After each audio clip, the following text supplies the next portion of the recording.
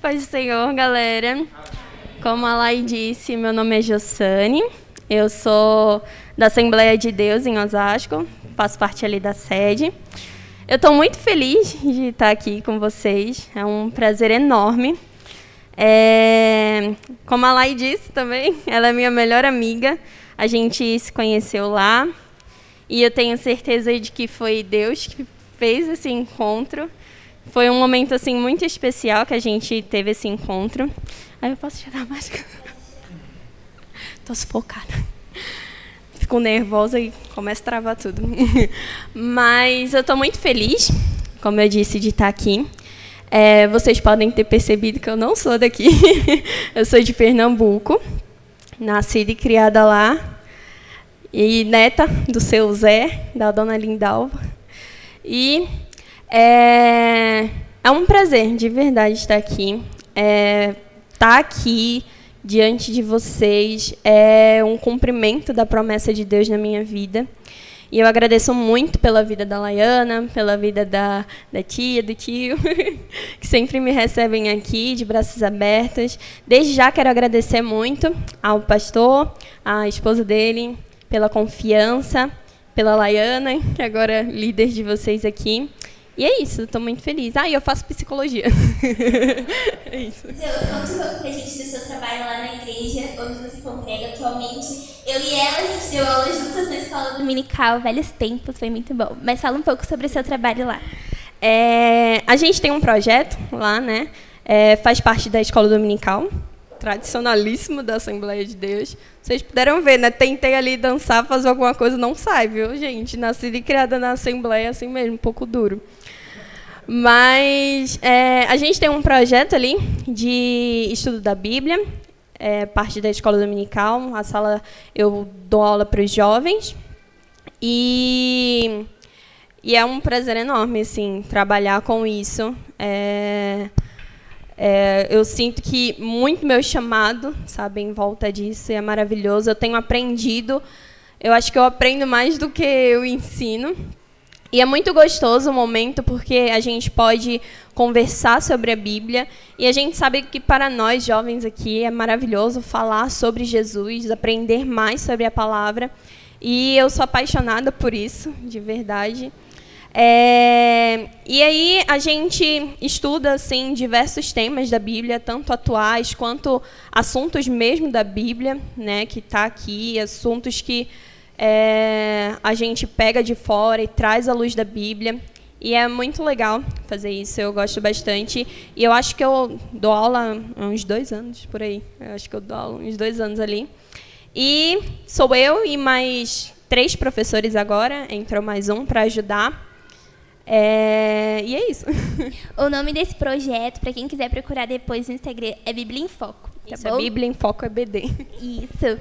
Jo, vamos às perguntas que eu preparei para você hoje. Primeiro, eu quero que você me diga como que você acredita que a pandemia afetou tanto a vida mental, a saúde mental, quanto a saúde emocional dos jovens. Primeiro que, assim, eu acredito que afetou em tudo, né? Se eu fosse pedir para levantar a mão, ficar de pé, uma pessoa, pelo menos, que não foi afetada direta ou indiretamente com a pandemia, ninguém ia ficar sentado, ninguém ia ficar com a mão abaixada, eu acredito. E porque, assim, a gente teve que ficar em contato com nós mesmos, né? A gente teve que ficar preso de casa, se viu em uma situação assim, totalmente diferente. Era algo inusitado estar ali dentro da sua casa, com sua família. Tem gente que sai e fica praticamente o dia todo fora, mas tem gente que... Aí as pessoas mudou assim, completamente a rotina e teve que ficar preso dentro de casa. E, assim, é muito difícil. Eu separei alguns dados aqui, e para eu não errar, né? Vou aos prints.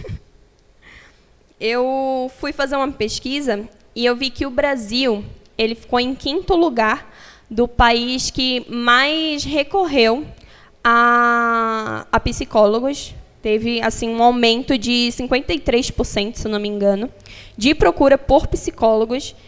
Por um lado, é bom, né? Maravilhoso isso para mim. Mas eu sei que não é algo tão bom assim, né? A profissão da qual eu escolhi. trata de algo muito sério, né? A gente toca ali diretamente, tanto na mente das pessoas, como nos sentimentos, na alma daquela pessoa. E esse foi um dos motivos, né, de eu escolher essa profissão. Mas, assim, a gente sabe que não foi algo tão bom assim, né? Eu queria que fossem outras circunstâncias esse aumento por pesquisa, né, de psicólogos e tudo mais. E o Brasil, como eu disse, ele ficou em 5º lugar, atrás da Turquia, Chile, Hungria e, por incrível que pareça, a Itália. Então, assim, já trouxe esses países também para que a gente ore por eles, né? Porque a gente sabe que aqui no Brasil está muito ruim. Imagina para esses lugares que ainda estão à frente do Brasil. Então, vamos orar e interceder por essas pessoas. E também, eu peguei a parte dos jovens e teve um trecho que me chamou a atenção e eu queria ler com vocês. Isso foi do site da CNN. E aí eles disseram assim: além dos obstáculos aos estudos, a pandemia segue afetando a maneira preocupante a saúde emocional e física dos jovens brasileiros. 6 a cada 10 jovens relatam ter sentido ansiedade e feito uso exagerado das redes sociais durante a pandemia. Outros 51% disseram que sentiram exaustão ou cansaço e 40% tiveram insônia ou distúrbios de peso. E aí uma citação, todas essas situações são ainda mais relatadas entre mulheres, e a idade parece mudar a percepção sobre questões de saúde. Quanto mais velhos, mais apontam múltiplos impactos em seu estado físico e emocional. Quanto mais novos, mais indicam brigas frequentes dentro de casa, analisa Marcos Barão, que é um dos diretores da Sociedade dos Jovens, alguma coisa assim. E, então, assim, teve essa procura muito preocupante. É muito preocupante a gente imaginar. E essa parte final foi muito interessante porque ela fala que a busca foi maior para o lado das mulheres, né? E quanto mais velhas elas eram, mais as preocupações era com relação a trabalho, a faculdade, e quanto mais nova era com brigas dentro de casa, seja conflitos com o pai, com mãe, com os irmãos, avós responsáveis. Então, assim, afeta diretamente, né? Principalmente nós que somos cristãos. Eu não sei vocês, mas eu me senti extremamente afetada com isso, porque, assim, eu comecei a refletir sobre várias coisas na minha vida e o desânimo bateu. O desânimo bateu ali na porta e eu me vi, assim, desesperada, me deu crise de ansiedade, tanto que no meio da pandemia eu comecei a fazer também, eu procurei por psicólogo, comecei a fazer terapia, porque, assim, me bateu desânimo, eu não queria mais orar, eu não queria mais ler a Bíblia. E é essencial para a nossa vida, é essencial para nós que somos cristãos, e estar sempre em contato com Deus. Porque, cara, se a gente não tiver Deus, a gente vai ter o quê? Sabe? A gente vai recorrer a quem? Tipo, a quem a gente vai pedir socorro? E pra gente ainda tá bom, imagina para quem não tem Deus, né? Sim, exatamente. Só fazendo um adendo, quando você falou sobre a pesquisa que você trouxe e que mostrou que os maiores índices de quem procurou por terapia foi de mulher, eu lembrei de uma pesquisa que eu fiz para o meu trabalho. E alguns dados do IBGE do ano passado apontam que em 2020, 50% das mulheres declararam que desenvolveram depressão e ansiedade na pandemia. Então, realmente, a carga ela foi muito maior para as mulheres e mulheres jovens, né? Agora, Jo, me surgiu uma outra dúvida aqui. Você mostrou índices que passam para a gente que na pandemia houve uma maior procura por terapia. A gente sabe que essa procura aconteceu porque as pessoas chegaram no seu extremo. Ninguém mais estava aguentando ficar dentro de casa. Não, eu preciso falar com alguém. Vou falar com um psicólogo, que já é um profissional que vai poder atender essa minha demanda.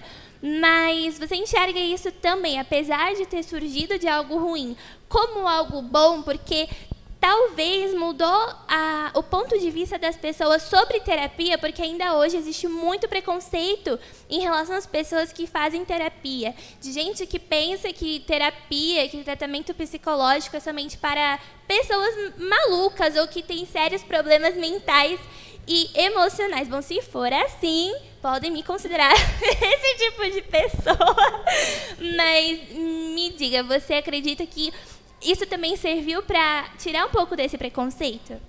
Eu acredito que sim, porque assim, a procura aumentou, né? E as pessoas foram pesquisar e você, de repente, comenta com algum amigo, e de repente esse amigo faz essas consultas, e daí você, então é assim? Tipo, tira todo o mito, toda a mistificação que tem em cima disso, porque a gente sabe que sim, tem muito preconceito ainda. A gente sabe que até pouco tempo atrás, psicólogo assim nem era visto como uma profissão. Então, tem sido bom, né, por esse lado, porque de fato tem tirado tem tirado as coisas ruins que as pessoas colocaram, né, na frente da terapia e tudo mais. E eu acredito que o aumento vai continuar. E agora é ainda mais fácil, né? Porque antigamente os psicólogos formados não podiam atender de forma virtual. Isso não existia, era só o presencial e tudo mais. E graças à tecnologia, né, graças a esse avanço, a essa procura, a gente se viu obrigado a recorrer ao virtual, porque não tinha como estar encontrando ninguém. Sim, eu vi até um meme esses dias, eu compartilhei nas redes sociais, que dizia: por que a gente não descobriu a terapia online antes? Agora eu posso sair da terapia e chorar debaixo das minhas cobertas, que é quentinho. Tem acontecido isso, inclusive. Mas graças a Deus, graças à tecnologia, assim. E aí a gente se viu, né, obrigada a fazer isso. E para vocês terem noção, assim, do quanto a procura foi grande e tudo mais, eu estou fazendo um estágio básico agora. E a professora, assim, deu um chute alto, mas que pode se tornar realidade, de que daqui a um tempo possa ser que apareça uma matéria que chame, tipo, terapia online, sabe? Alguma coisa assim, atendimento online. Porque até então não tinha atendimento online, nem nada do tipo, e isso pode acabar virando uma matéria. E é legal porque a gente que está aqui no Brasil pode atender alguém que está no outro lado do mundo, algum brasileiro que está lá, não fala muito bem o idioma, pode ser atendido, entende? Então, facilita bastante. Ótimo. E Jo, você até já deu um spoiler aí, sem querer, mas falou de uma forma mais profunda. Quando a nossa saúde mental e emocional não está bem, como que isso afeta na nossa vida espiritual? Tudo, afeta em tudo. Eu trouxe até um texto que eu queria ler com vocês, da Bíblia. Tá lá em 1 Reis. Deixa eu achar aqui.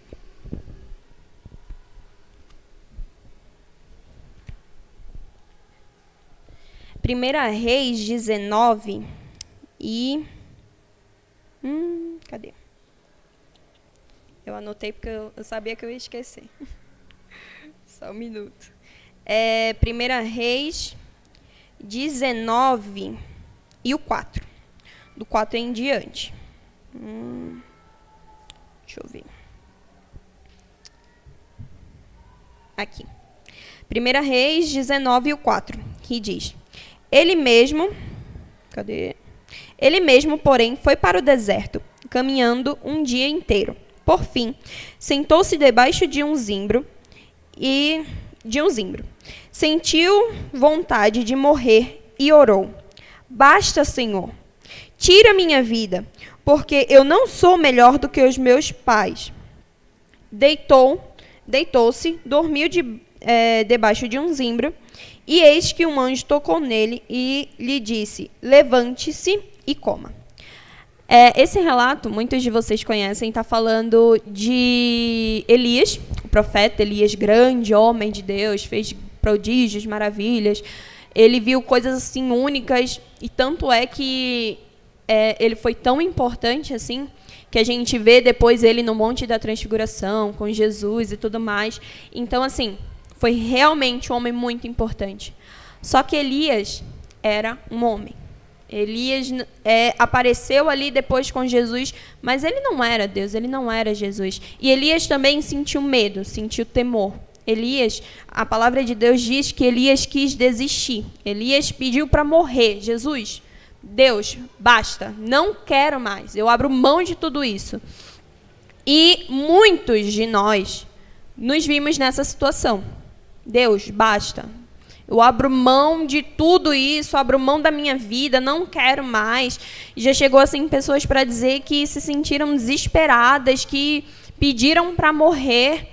E assim, a pandemia afetou diretamente nisso. E a gente viu que um homem que assim foi gigante na Bíblia, ele também pediu para morrer, ele também se sentiu confuso. Então, assim, esse sentimento, chega um momento que a carga, a dor é tão grande que a gente realmente pede para morrer. Não, Deus, eu não quero mais. Eu não quero, eu abro mão de tudo isso. E Elias foi uma dessas pessoas. Então, assim, se você se sentiu dessa forma, não se culpe, não se culpe. Deus conhece. Apesar de Elias ter pedido para morrer, ter brigado com Deus ali naquele momento, Deus foi lá e disse, não vai morrer, não vou matar, vai lá um anjo, leva comida para ele, que ele tem coisa ainda para fazer. E ele fez isso por medo de Jezabel e tudo mais, e a gente conhece a história. E assim, afeta diretamente na nossa vida, né? Quando a gente se vê em situações assim que a gente pensa, Deus, eu não vou aguentar mais. Eu não consigo orar, eu não consigo ler a Bíblia, eu não consigo fazer nada, minha mente também não para de pensar, não para de falar, são várias vozes e o medo do desemprego, vou trancar a faculdade, não tenho dinheiro, minha família está passando necessidade, Deus, sabe? A ansiedade toma conta da gente. E muitas pessoas se viram nessa questão, né? Então, assim, a pandemia afeta realmente, né, diretamente na nossa vida. E, como eu disse, muitas pessoas chegaram para mim para conversar com relação a essas coisas, e dizendo, eu não estou aguentando mais, assim, está doendo, tal, e gente com muita confusão mental, e a gente tem que ter muita paciência, a gente tem que pedir muita graça a Deus, direcionamento, porque assim, não é fácil mesmo. Jo, continuando, eu vou pedir para você dar uma mini aula, assim, porque eu sei que você é boa nisso. Diz pra gente o que a gente pode aprender com a Bíblia sobre saúde mental, sobre saúde emocional, porque às vezes a gente se recorre, né, a livros de psicologia ou conversa com você, por exemplo, que é uma estudante da área, ou com algum profissional, mas e na Bíblia? O que a gente pode aprender com a palavra de Deus sobre isso? E a gente realmente pode aprender? Tem alguma coisa na Bíblia que pode nos ajudar, nos orientar? A gente tem que ter em mente que Deus é o principal preocupado com toda a nossa saúde, não só mental, não só emocional. Ele não está preocupado apenas com a nossa adoração, até porque ela sabe melhor disso do que eu. Se a gente chegar aqui com nossa vida toda desorganizada, se a gente chegar aqui com cansaço, não orei, não li a Bíblia, não tive um tempo com Deus, não funciona, não vai para frente, sabe? Então, assim, muitas referências bíblicas fala sobre saúde emocional. Deus é muito preocupado nessa área nossa. E a gente sabe que é como o texto bíblico fala, que do coração procedem as fontes da vida, né? E eu separei outro texto, dessa vez em Filipenses. Peço que vocês abram comigo. Filipenses, o 8. Eita, 4, 8. Filipenses 4 e 8. Que vai dizer assim: finalmente, irmãos, tudo que é verdadeiro, tudo que é respeitável, tudo que é justo, tudo que é puro, tudo que é amável, tudo que é de boa fama, se alguma virtude há e se algum louvor existe, seja isso o que ocupe o pensamento de vocês. O que também aprenderam, receberam e ouviram de mim. E o que viram em mim, isso ponham em prática. E o Deus da paz estará com vocês. Ou seja, Paulo aqui ele fala, né, que tudo que for bom, tudo o que for assim de bom testemunho, outras traduções dizem, que a gente pense nisso. Ah, Deus, mas está tudo caindo, está tudo desmoronando, tudo bem. Vamos tratar disso, mas vamos manter o pensamento ali positivo, porque para pensar comigo. Deus foi o Deus que fez tudo assim nos mínimos detalhes. Eu gosto muito de escrever, e há um tempo atrás eu escrevi um texto pensando justamente nisso, no quanto Deus é detalhista em trabalhar na nossa vida. Porque imaginam comigo uma laranja. Uma laranja no tipo tangerina. A laranja, a casca dela é grossa. E vocês já pararam para pensar? Isso era uma brincadeira minha e do meu irmão. Brincadeira besta, assim, porque na casca da laranja é um ácido, né? Só que a gente ficava espirrando um no outro, assim. Dentro da casca da laranja tem um líquido. E, tipo, imagina como deve ter sido trabalhoso ali planejar tudo aquilo, né? Aí a gente pega, descasca a laranja tem várias pelezinhas assim que a gente fica tirando. E aí a laranja ela foi repartida em várias partes, em várias partezinhas, formando um gomo maior. E dentro desse gomo maior tem outros gominhos pequenininhos. E esse gomo maior, para fechar os outros gominhos pequenos, ele é formado por uma pele muito fininha.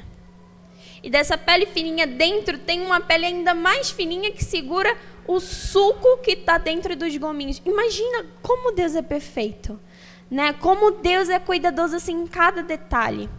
E Ele cuida da nossa vida. E da mesma forma que Ele foi tão cuidadoso em criar algo simples como uma laranja, Ele foi extremamente cuidadoso em nos criar, sabe? Em criar a nós, em cuidar de cada detalhe assim.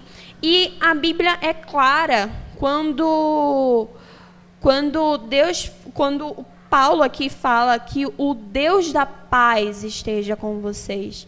E a gente sabe quem é o Deus da paz a quem nós servimos, sabe? Que no tempo certo Ele supre todas as nossas necessidades e que não há nada que fuja do controle de Deus, sabe? Tem um texto, eu esqueci a referência dele, mas ele fala que Deus não permite que caia uma folha da árvore, sabe?